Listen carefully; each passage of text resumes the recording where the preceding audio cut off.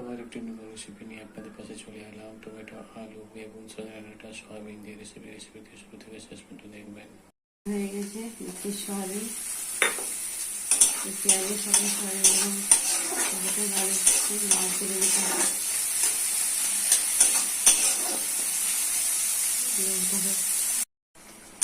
Tomato দিয়ে soybean দিয়ে ভালো করে কষে দিতে হবে।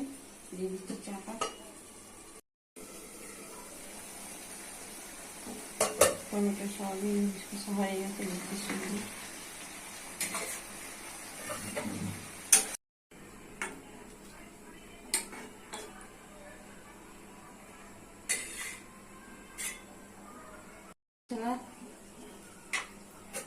হয়ে গেলে নাম করে দেখাচ্ছি।